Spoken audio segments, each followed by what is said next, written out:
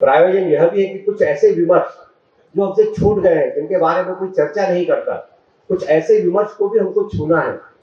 तो उसमें से एक बहुत महत्वपूर्ण विषय यह है कि जितने साल अंग्रेजों ने इस देश पर राज किया, क्या उन्होंने सब कुछ अच्छा ही अच्छा इस देश के लिए किया, या इस देश के लिए उन्होंने भारतीयों को, भारतीयता को नष्ट करने के भी बहुत सारे काम किए। दुर्भाग्य से आजादी के बाद अंग्रेजों के द्वारा इस देश पर किए हुए अत्याचारों और इस देश को पहुंचाए हुए नुकसान के बारे में कोई विमर्श ही खड़ा नहीं किया गया, और यह मुझे लगता है कि योजना पूर्वक किया गया। 1904 में एक बुक आई थी, देशे कथा, बंगाली में, जिसका हिंदी ट्रांसलेशन भी किया गया था। उसमें भारत के ऊपर अंग्रेजों के द्वारा किस तरह से अत्याचार किए गए और यहाँ की सुसंपदा को कैसे नष्ट किया, इसका जिक्र था।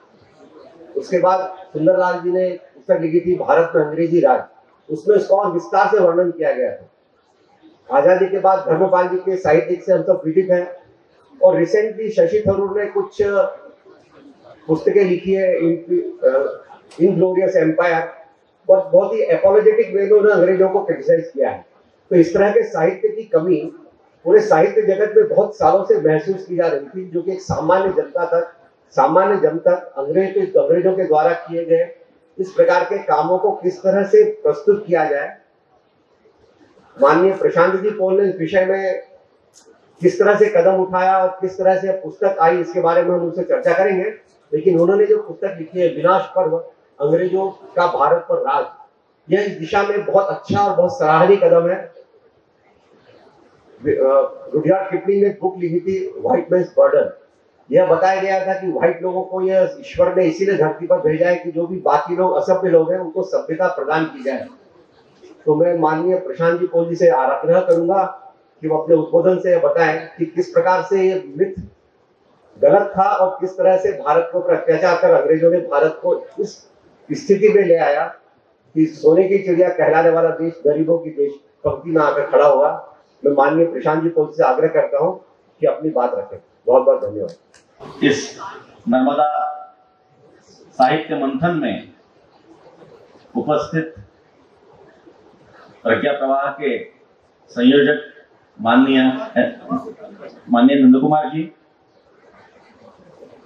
सभी विद्वज्जन भाइयों बहनों, विषय ये है कि अंग्रेजों की जिस पद्धति से छवि हमारे देश में है कि अंग्रेज यानी न्याय प्रिय,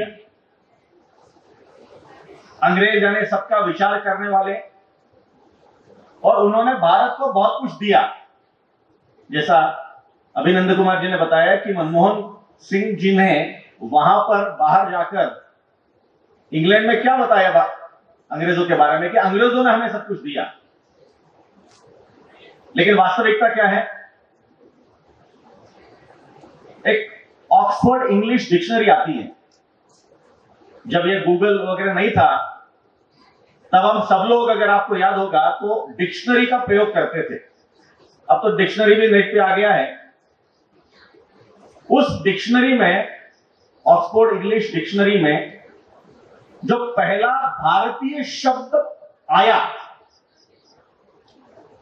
डिक्शनरी मानती है कि अलग अलग शब्द अंग्रेजी में आते हैं, पूरे विश्व से अलग अलग शब्द आते हैं, और प्रतिवर्ष अलग अलग शब्द उसमें जुड़ते जाते हैं। आजकल तो उस डिक्शनरी में ये बनियान, चड्डी, नमस्कार, इस प्रकार के भी शब्द है, हिंदी शब्द बहुत कुछ आते हैं, प्रतिवर्ष उसमें जोड़े जाते हैं। लेकिन पहला शब्द जो ऑक्सफोर्ड इंग्लिश डिक्शनरी में जुड़ा, वो शब्द था लूट। अंग्रेज भारत में आए थे, उस समय लूट ये शब्द यदा कदा उत्तर भारत में यह प्रचलित था। लेकिन जब से अंग्रेजों ने भारत में राज करना प्रारंभ किया, ये लूट ये शब्द बड़ी संख्या में इंग्लैंड में बोला जाने लगा। इसकी दखल इस डिक्शनरी ने ली, और इसमें पहला शब्द जो जोड़ा वो था लूट। अंग्रेजों ने भारत को भर भर के लूटा, जी भर के लूटा। लेकिन उसी के साथ साथ अंग्रेजों ने भारत की जो व्यवस्थाएं थी उन व्यवस्थाओं को छिन्न भिन्न किया, उन व्यवस्थाओं को ध्वस्त किया, और ऊपर से ये तमगा, ऊपर से ये कहना कि हम तो भारत को शिक्षित बनाने आए हैं, एटिकेट, मैनर्स, व्यवहार ज्ञान इन भारतीयों को नहीं है, ये बताने के लिए हम भारत में आए हैं। ब्रिटिश की पार्लियामेंट में 1813 का चार्टर, ये बहुत प्रसिद्ध है। वर्ष 1813 में ब्रिटिश के पार्लियामेंट ने एक प्रस्ताव पारित किया। उस प्रस्ताव में यह कहा गया कि तब तक ईस्ट इंडिया कंपनी के पास भारत का बहुत बड़ा हिस्सा नहीं आया था। बंगाल में उनका राज कायम हो गया था, कुछ अनुपात में दक्षिण में। उनको यह कहा गया कि आप जरा थोड़ा ज्यादा पैसा खर्च कीजिए, लेकिन नेटिवों को पढ़ाने की आवश्यकता है, सिखाने की आवश्यकता है। इस प्रकार से उनकी यह सारी सोच थी। लेकिन ये सोच के साथ साथ इन्होंने जो भारत पर अत्याचार किए वो बहुत ज्यादा आते नहीं, वो बहुत ज्यादा सामने लाए नहीं जाते।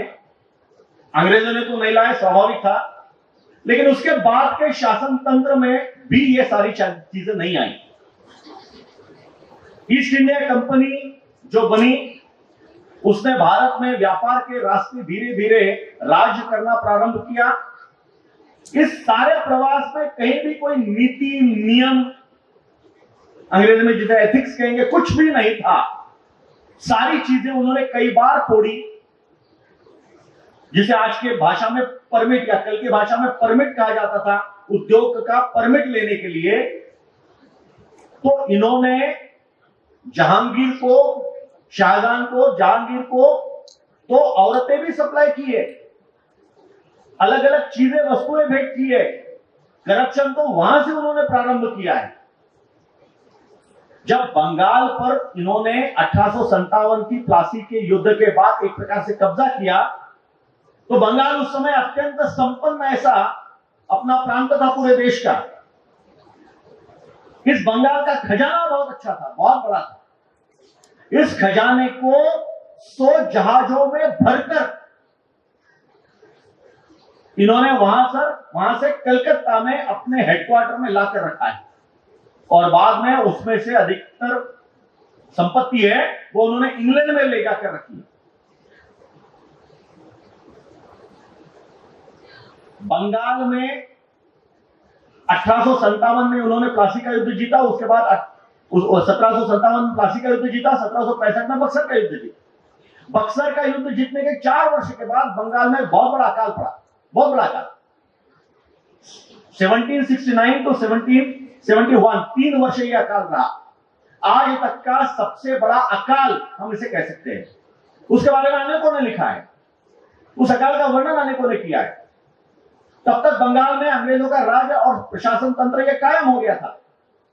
लेकिन अकाल का सामना कैसे किया, बंगाल ने कैसे किया? तो बंगाल की लोक संख्या का 1/3 हिस्सा इस अकाल में मारा गया, मर गया।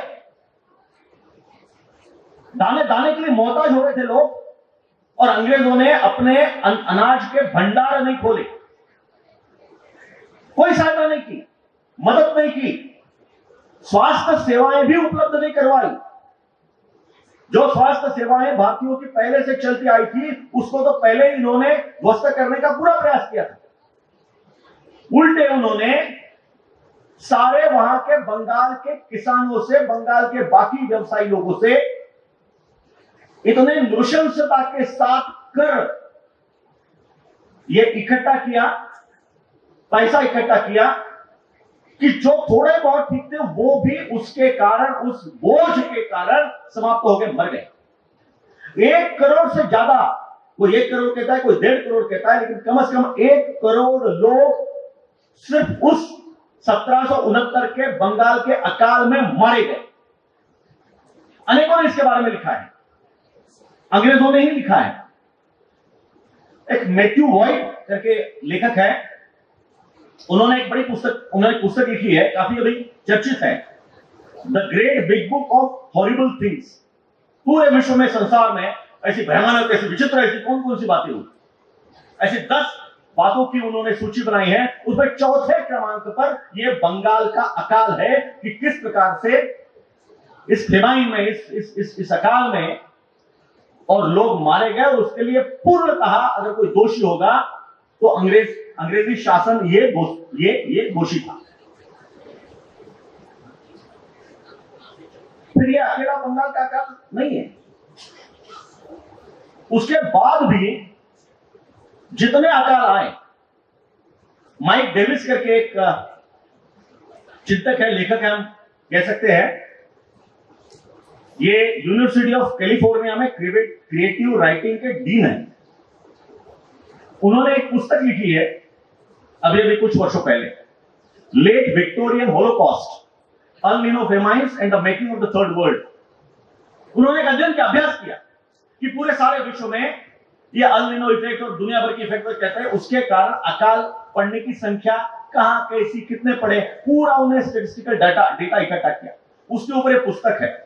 उस पुस्तक में बहुत अच्छा तथ्य उन्होंने लिखा है जो सामने आना चाहिए। उन्होंने आंकड़ों के साथ ये सिद्ध करके दिया है कि सन 1770 से 1890 मात्र इन 120 वर्षों में, 120 ईयर्स ओनली, कुल 31 फेमाइन्स, कुल 31 अकाल इस भारत ने सहे हैं। भारत में आए हैं 31 अकाल। और उसके पहले का अगर डेटा लिया जाए 2000 वर्ष पहले का, मतलब ये बंगाल के अकाल के 1770-1769 के 2000 वर्ष पहले का अगर रिकॉर्ड उन्होंने निकाल के देखा तो उसमें मात्र 17 अकाल पड़े हैं।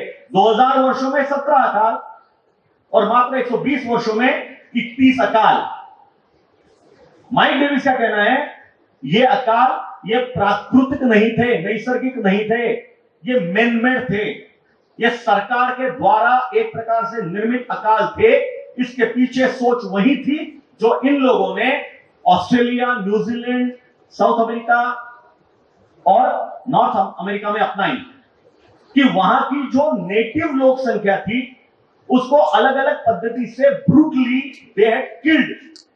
जो उन्होंने ऑस्ट्रेलिया में किया, जो न्यूजीलैंड में किया, जो अमेरिका में किया, उसी प्रकार की चीजें इन्होंने भारत में करने का प्रयास किया। उसका पहला अगर उदाहरण था तो बंगाल का बड़ा अकाल जिसमें 1 से 1.5 करोड़ लोग मारे गए, और उसके बाद आने वाले अकाल जिसमें अंग्रेजों ने कोई सहायता तो नहीं की वरन शोषण किया भारतीयों का जबरदस्त तरीके से। हेनरी थॉमस कोलब्रुक नाम के एक अंग्रेज थे इस सारे कालखंड में। उन्होंने वॉरेन हेस्टिंग्स के समय का सारा वर्णन किया है कि किस प्रकार से वॉरेन हेस्टिंग्स ने कलेक्टर्स जो थे उनको आदेश दिए थे कि कैसे उनको महसूल जो है, रेवेन्यू, वो कलेक्ट करना है। कोई चिंता नहीं करना है व्यक्ति की, हमें तो रेवेन्यू डबल होकर आपको देना है। और उस रेवेन्यू कलेक्शन के चक्कर में उनके कलेक्टर्स ने इतने ज्यादा अनुपात में लोगों को टॉर्चर किया, लोगों पे बहुत ज्यादा अत्याचार किए, अन्याय किए। 1857 का जो क्रांति युद्ध है हम सभी उसके बारे में जानते हैं। 1857 के इस क्रांति युद्ध में पूरे भारत में, यह क्रांति युद्ध मात्र उत्तर भारत का नहीं था, यह उत्तर का था, दक्षिण का था, पूर्व का था, पश्चिम का था। सारे भारत में एक प्रकार से यह अंग्रेजों के विरोध में असंतोष पनपा था। अंग्रेजों ने युद्ध लड़ा क्रांतिकारियों से और बाद में जीते भी। इस सारे क्रांति युद्ध के दरमियान लगभग 1 लाख भारतीय सैनिकों को अंग्रेजों ने मारा, फांसी दिया, मारा, तोप से उड़ाया, ये तो मारा। लेकिन इन्होंने इसके बाद भारतीयों पर जो अत्याचार और जिस प्रकार से बर्बरतापूर्ण अत्याचार किए वो 10 वर्ष तक चलते रहे। उनकी सोच अत्यंत स्पष्ट थी, इतना जबरदस्त दहशत निर्माण करना कि कोई भारतीय उठकर खड़ा ना हो ये कहने के लिए कि नहीं हमें स्वतंत्रता चाहिए, हमें अंग्रेजों को भगाना है। ये नृशंसता पूर्वक जो उन्होंने अत्याचार किया, दुर्भाग्य से उन अत्याचारों को दबाया गया, वो सामने नहीं आया। और जब उसके अंदर जाएंगे अभ्यास करने लगेंगे तो ध्यान में ऐसी भयानक बातें सामने आती है कि दिल दहल जाता है। 1857 की क्रांति को जब 150 वर्ष हुए थे, सार्धशती जिसे बोलते हैं, उस समय इंग्लैंड के गार्जियन ने 24 अगस्त 2007 को एक आलेख प्रकाशित किया था। यह आलेख रणदीप रमेश नाम का उनका जो प्रतिनिधि है यहां का, उसने लिखा था। उस आलेख का शीर्षक था इंडिया सीक्रेट हिस्ट्री और holocaust, one where millions disappeared. उसमें अत्यंत स्पष्टता के साथ, अनेक संदर्भों के साथ रणदीप रमेश ने यह सिद्ध करके दिया कि अगले 10 वर्षों में जिस प्रकार से अंग्रेजों ने अत्याचार किए, बर्बरता पूर्व, नृशंसता पूर्व लोगों को मारा, उनकी संख्या 99 लाख है। 99 लाख, मतलब वो 1 लाख सैनिक जिन्हें क्रांति युद्ध के दौरान अंग्रेजों ने मारा, और ये 99 लाख कुल मिलाकर के 1 करोड़ लोगों को, जिसमें अगर सैनिकों को हम छोड़ भी दे तो 99 लाख लोग, ये पूर्णतः ऐसे लोग थे जिसे हम इनोसेंट सिटीजन्स कह सकते हैं। कोई दोष नहीं था उनका, ये सारे निर्दोष नागरिक थे, लेकिन उनको मारा। कैसे मारा, उसके ऊपर बहुत लोगों ने लिखा है। जो अंग्रेजों की सेना के साथ एक टाइम्स का पत्रकार चल रहा था, उसने लिखा है कि वो उसके अफसर ने, जो गंगा के क्षेत्र में जो अफसर चल रहा था ब्रिटिश सेना का, वो कहता है we have the power of life and death in our hands of Indian people not soldiers, and I assure you we spare not, a very summary trial is all that takes place।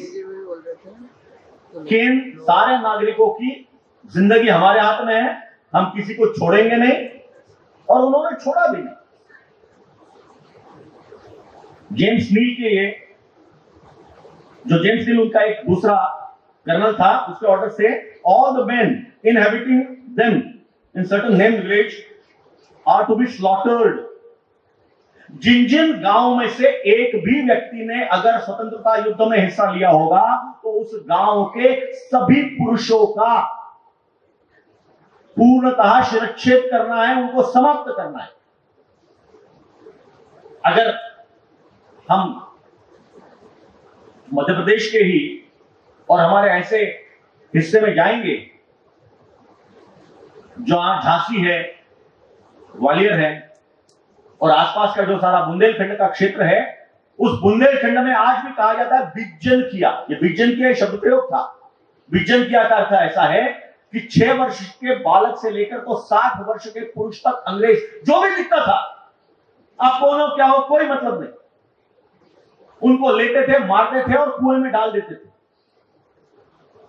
ये जो 1857 का क्रांति युद्ध चल रहा था, उस समय मराठी के एक पंडित थे, गोडसे गुरुजी, मूलतः कोकण के थे, लेकिन उनको पता चला कि ग्वालियर में शिंदे सरकार कोई बड़ा यज्ञ करने वाली है, उसके लिए वो पहले वहां से चल दिए। दरमियान ये क्रांति युद्ध प्रारंभ हुआ 57 और 58 में, वो वहीं पे अटक गए। ये सारा उन्होंने देखा, वो झांसी गए, ग्वालियर गए, आसपास का सारा क्षेत्र देखा, बुंदेलखंड का क्षेत्र देखा, और अपने वापस आने के बाद उन्होंने एक पुस्तक लिखी, माझा प्रवास। उस माझा प्रवास पुस्तक में उन्होंने इसका प्रत्यक्ष वर्णन दिया है कि किस प्रकार से कुएं के कुएं लाशों से पटे हुए थे। विचन कर दिया था, पूरा मार दिया था, समाप्त कर दिया था। कोई दोष नहीं था इन निर्दोष नागरिकों का, कोई दोष नहीं, लेकिन उनको मारा गया। और मारने के बाद ये सारी जो बातें हैं, ये बातें सामने नहीं आने दी, दबाया गया। ये इस प्रकार से एक ऐसा जबरदस्त खौफ, एक डर ऐसा निर्माण कर रहा कि कोई किसकी हिम्मत ना हो इसके बाद स्वतंत्रता की बात करने की। ऐसा उन्होंने कई स्थानों पे किया है, कई जगह किया है। जो लूटा भारत को वो तो अलग है। कई उदाहरण ऐसे मिलते हैं हिस्ट्री ऑफ ब्रिटिश इंडिया में कर्नल हैनवे का उदाहरण दिया गया है। इसको गोरखपुर के क्षेत्र में वॉरेन हेस्टिंग ने जानबूझकर भेजा। वहां का रेवेन्यू 1780 में वहां का रेवेन्यू जो उसके पहले जो मिलता था वो 6 से 8 लाख प्रतिवर्ष था। इसने जबरदस्ती उनसे रेवेन्यू ऐसा कलेक्ट किया कि वो 14,56,088 ये रेवेन्यू से कलेक्ट किया। ये गेजेट में लिखा हुआ है।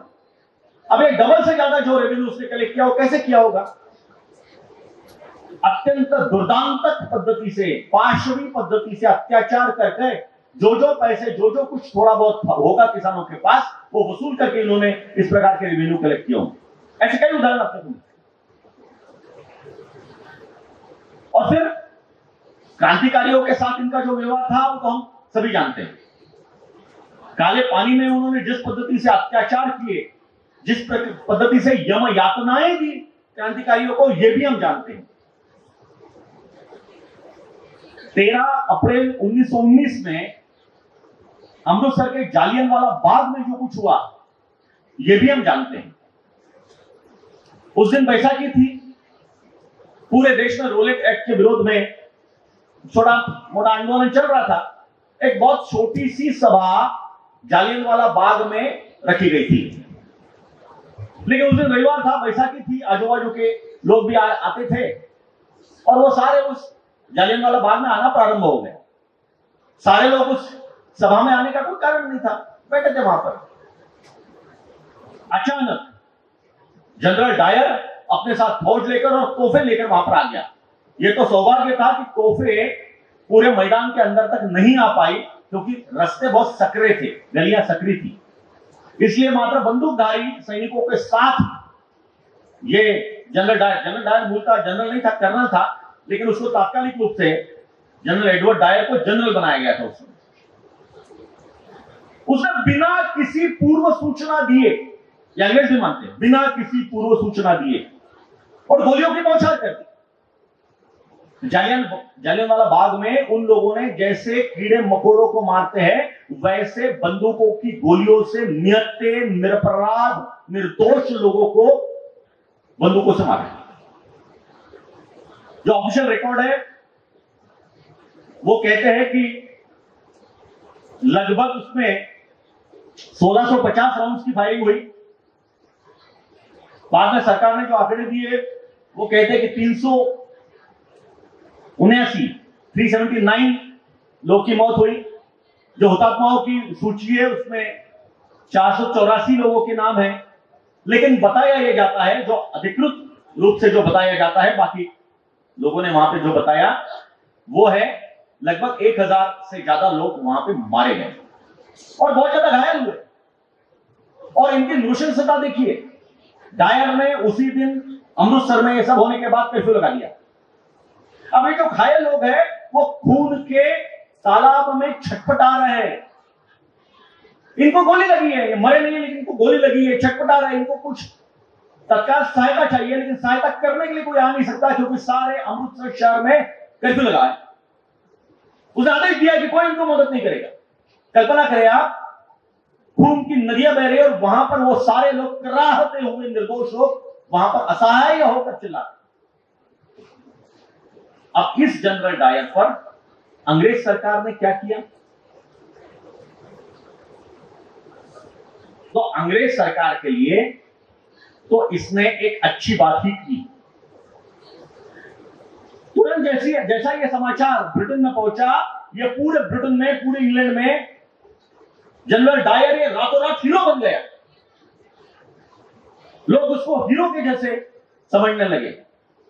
अभी मुकेश जी ने जिस रुडयार्ड किपलिंग की बात की, और जिस रुडयार्ड किपलिंग को लेकर हम मध्य प्रदेश वाले सिर पे उठाकर नाचते हैं, जिसके लिए मोगली का वन सिवनी में बनाया है, जिसके नाम से और रुडयार्ड किपलिंग के नाम से हमने होटल्स वहां पे बनाए हैं, वो रुडयार्ड किपलिंग कहता है कि बहुत अच्छा किया जनरल डायर ने, ब्रिटिश इंडिया को बचाया है। यह रुडयार्ड किपलिंग का प्रकट रूप से दिया हुआ स्टेटमेंट है। इंग्लैंड के दोनों हाउसेस में, जैसे आपने राज्यसभा लोकसभा है, वहां पे House of Lords, House of Commons है, दोनों में इसके ऊपर चर्चा हुई, दोनों ने इसको क्लीन चिट दे दी। अच्छा काम किया। ब्रिटिश सरकार ने इसके लिए मोटी ताजी पेंशन सैंक्शन की, लेकिन मामला यहीं तक नहीं रुका। बंगाल के अंग्रेजों को लगा कि नहीं, जनरल डायर का सम्मान होना चाहिए। ये नेटिव भारतीयों को कीड़े मकोड़ों जैसे मारने वाले जनरल डायर का अगर सम्मान नहीं करेंगे तो फिर क्या? उन्होंने पैसे इकट्ठे किए। जितने सारे ब्रिटिश अफसर थे, विशेषकर पंजाब प्रोविंस के, उन्होंने उनका सम्मान करने के लिए, जनरल डायर का सम्मान करने के लिए पैसे इकट्ठे किए। उसकी ऑफिशियल नोंद है, वो पैसे थे 26,317 पाउंड 1 शिलिंग 10 पेंस। आज के हिसाब से वो 2.5 लाख पाउंड होते हैं। रुपयों में देखा जाए तो 2.5 करोड़ रुपए होते हैं। मतलब आज के हिसाब से इन लोगों ने 2.5 करोड़ रुपए जनरल डायर को दिए इस बहादुरी के लिए, और वो भी सामान्य रूप से नहीं। बड़ा सम्मान समारोह आयोजित किया, उसमें हीरे जड़े हुई तलवार उसको देकर उसके साथ सम्मान करके जनरल डायर को ये पैसे की थैली भेंट की गई। ये अंग्रेजों की मानसिकता है, ये अंग्रेजों की न्याय प्रियता है, ये अंग्रेजों का न्याय है। न्याय का, और इसका भी अगला अगर हम हिस्सा देखेंगे तो अंग्रेजों ने जो एक दिखावट करने के लिए जो कोर्ट वगैरह सारे बनाए थे, उन कोर्ट में लोगों ने मुकदमा दायर किया। ये मुकदमा लंबा चला। लंबे मुकदमे के बाद अंततः सरकार ने जो मरे हुए लोग हैं उनके दृष्टि से 379 पीपल वर किल्ड, उन 379 लोगों के जो संबंधित रिश्तेदार है उनको प्रति मरने वाले व्यक्ति के लिए 37 पाउंड घोषित किए। 37 पाउंड ओनली। ये अंग्रेजों का न्याय। और ये जो न्याय है ये सामने आना चाहिए। ये सामने दुर्भाग्य से आता नहीं है या आया नहीं है इस पद्धति से। मैंने विनाश पर्व इस पुस्तक में इस सब को तथ्यों के साथ समझने का प्रयास किया कि अंग्रेजों की मूल मानसिकता क्या है। और सिर्फ इनको व्यापार नहीं करना था, सिर्फ इनको राज्य नहीं चलाना था। अंग्रेजों को भारत में क्रिश्चियनिटी लानी ही थी। उनको क्रिश्चियनिटी का प्रचार प्रसार करना था। अभी कोरोना के थोड़े पहले 2018 में 14 मई 2018 को कैम्ब्रिज यूनिवर्सिटी में स्टुअर्ट जे ब्राउन का एक पेपर पब्लिश किया है। आप कैम्ब्रिज यूनिवर्सिटी के वेबसाइट पर जाएंगे तो स्टुअर्ट जे ब्राउन का वो पेपर आपको मिलेगा। उस पेपर में स्टुअर्ट जे ब्राउन ने लिखा है कि प्रोविडेंशियल एम्पायर, मतलब ये लोग क्या चाहते थे। तो इस पेपर में इसका शीर्षक है पेपर का, providential empire, the established church of England and the 19th century British empire in India. दैवी साम्राज्य, इंग्लैंड में प्रस्तावित चर्च और 19वीं शताब्दी में भारत में अंग्रेजों का राज। इसमें जो कहता है, मैं थोड़ा उसको कोट करता हूं, and I quote Stuart J brown, in the early 19th century many in Britain believed that their conquest in India had a providential purpose. ये दैवी कोई एक ये है, and that imperial Britain had been called by God to Christianize India through an alliance of church and empire empire. In 1813, जिसका मैंने अभी इसके पहले उल्लेख किया था, 1813 का चार्टर जो बहुत प्रसिद्ध है, in 1813 Parliament not only opened India to missionary activity but also provided India with an established church which was largely supported by Indian taxation and formed part of the established Church of England. अत्यंत स्पष्ट है। ये जो जितने आपके हर शहर में बड़े बड़े और अंग्रेजी स्कूल और चर्चेस की जगह दिखती है ना, बिल्कुल मौके के स्थानों पर ये सब फोकट में मिली है इनको अंग्रेजी राज में। ये तय था कि अंग्रेज ये क्रिश्चियनिटी बढ़ाना है। इसका हिंदी में 19वीं शताब्दी के प्रारंभ में इंग्लैंड को यह विश्वास था कि भारत पर उनकी सत्ता यह दैवी संकेत है और इसका ईश्वरी प्रयोजन है। ब्रिटेन को ईश्वर ने आदेश दिया है चर्च और साम्राज्य की सत्ता की मदद से भारत का ईसाईकरण करने का। 1813 में इंग्लैंड की पार्लियामेंट ने भारत में मिशनरी गतिविधि बढ़ाने के लिए कहा है। क्या शंका बचती है? अब इससे भी आगे ब्रिटेन की महारानी ने 1857 की क्रांति युद्ध के बाद सारी सत्ता अपने हाथ में ले ली। सत्ता पहले भी उनके हाथ में थी। ईस्ट इंडिया कंपनी ने यहां पर शासन किया, लेकिन सारे पीछे के सारे जो सूत्र चलते थे, जो नौकरशाह वगैरह भेजे जाते थे, वो सारे इंग्लैंड की सरकार देती थी। इसलिए इंग्लैंड की सरकार झगड़ नहीं सकती अपने आप को। पूरा सारा इंग्लैंड की सरकार ने किया कराया खेल था। लेकिन अधिकृत रूप से 1857 में रानी ने सत्ता अपने हाथ ली। उस समय काफी पत्राचार हुआ है। उसमें एक पत्र रानी का है जो भारत के राजा दुलीप सिंह को लिखा गया है। वो वही दुलीप सिंह जी है जिनके नाम से हम ट्रॉफी खेलते हैं। रणजी ट्रॉफी होती है और दुलीप ट्रॉफी होती है, अगर आपको याद है। उस दुलीप सिंह को लिखे गए पत्र में रानी ने क्या कहा है, अत्यंत स्पष्ट है। The progress of the rail road, बात चल रही होगी, संवाद उनका पत्राचार चल रहा होगा कि भारत में रेल मार्ग, रेलवे का नेटवर्क और कैसे बढ़ाया जाए या और यहां बढ़ाया जाए, ऐसा पत्राचार है। उस पर रानी, ब्रिटेन की महारानी लिखती है, the progress of the rail road will make an immense difference in India and tend more than anything else to bring about civilization and will in the end facilitate to spread of Christianity which hitherto has made but very slow progress। अभी तक तो जो Christianity बनी है उसकी बहुत ज्यादा प्रगति नहीं है। हिंदी में अगर पढ़ूं मैं, रेल लाइन की प्रगति से भारत में जबरदस्त बदलाव आएगा, विशेषतः सभ्यता और संस्कृति में अंततः इसका उपयोग होगा ईसाइयत के प्रसार में, जो हुआ तो है पर बहुत धीमी गति से हुआ है। जब बहुत संक्षेप में, समय की कमी है, मैं सारे संक्षेप में ये सारी चीजें बता रहा हूं कि किस प्रकार से अंग्रेजों की सोच अत्यंत स्पष्ट थी। उनके लिए भारत यहां एक अय्याशी का अड्डा था। वे जब भारत में आए 1757 में भारत में आया ना, तो भारत में राज करना लगभग प्रारंभ किया। तो प्रोफेसर अंगस मेडिसन को अगर हम कोट करते हैं, जिनकी दिए हुए आंकड़े जो है सारे विश्व में सर्वमान्य है, the millennium perspective of economics, the world history of economics जैसी पुस्तकें उन्होंने लिखी है। तो प्रोफेसर एंगस मेडिसन के आंकड़ों के आधार पर 1757 में भारत की पूरे दुनिया के व्यापार में हिस्सेदारी थी 23% के लगभग, 22.8, 22.9, 23% के लगभग। और उन दिनों वही 1757 का अगर आंकड़ा ले तो इंग्लैंड की पूरे विश्व के व्यापार में हिस्सेदारी थी 3% से थोड़ी कम। अब देखिए, अंग्रेजों ने 190 वर्ष राज किया, चले गए।